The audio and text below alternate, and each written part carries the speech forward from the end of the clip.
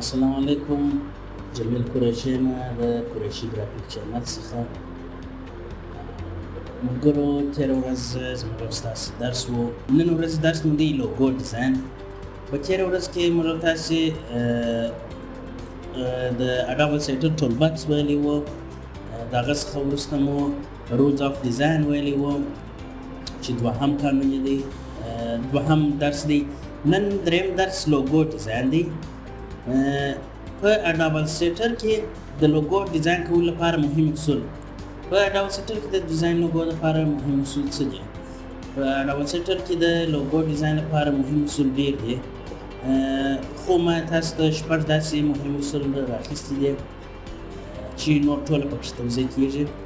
د ټول څخه د مخه اول سادګي مثال دی. لوګو باید ساده وي تر څو ژر وپېژندل سي. د دې څخه مطلب څه دی؟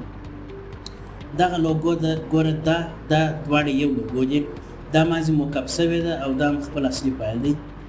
لوګو باید ساده وي. ګوره دا یو فریم دی، تاج دی او دغسې نوم دی. نو معنا د دې څخه مطلب دا دی، مراد دا دی چې دا لوګو ژر پېژندل کېږي. قریشي موبایل زوم. دوهم د رنګ مختلف حالتونه. لوګو باید تور، سپین، واحد رنګ یا هم رنګینه بڼه ولري. ګوره دغه چې دی دا موکپ فایل دی، ټوله ژړ رنګ دی. دا خپله موکپ دی، دا جلا موضوع ده. او دا چې دی سپین رنګ، ژړ رنګ، شین رنګ پکې استعمال شوی دی. په ډیزاین کې عموما باید رنګونه مشخص رنګونه وي. مثلا څنګه؟ اول خو عمومي باید د برانډ سره یو رقم رنګونه وي چې څنګه برانډ رنګونه لري، یا خپله د برانډ رنګونه باید استعمال شي. کارخانې وي نو باید رنګونه داسې بیسیک رنګونه استعمال شي چې خلک د دماغ ټولو رنګونو ته توجه وشي. چې مثلا باید دا رنګونه پر دماغ تاثیر ونه کړي، باید ښه تاثیر وکړي، مثبت تاثیر وکړي. د دماغ ټوله باید دا رنګونه وقف کړي. ځکه دریم چې دی فونټونه باید واضح او رسمي فونټونه وکارول شي.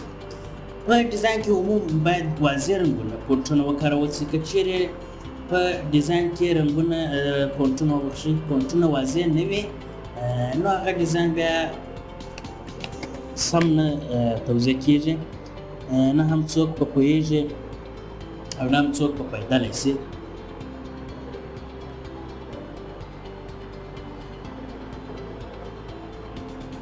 ښه، زه دلته یو فونټ مې راخلاص کړی دی، یو لیکنه کومه. دغه لیکنه به زه لږ غټه کړم. ټیپ ته به راشو. اوس زه ګوره دغه چې دی دا فونټ، دا رسمي فونټ دی، دا ډېر واضح معلومیږي، ویل کېږي.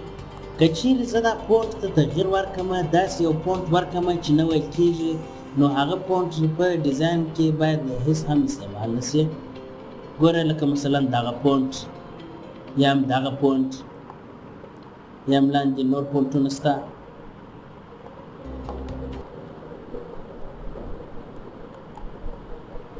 دا اصلي فایل دی. موږ او تاسې به هغه عکس هم دلته راوړو تر څو توپیر د یو بل سره وسلکشن. اوس به راسو لومړی به دغه ویډیو لوګو جوړه کړو.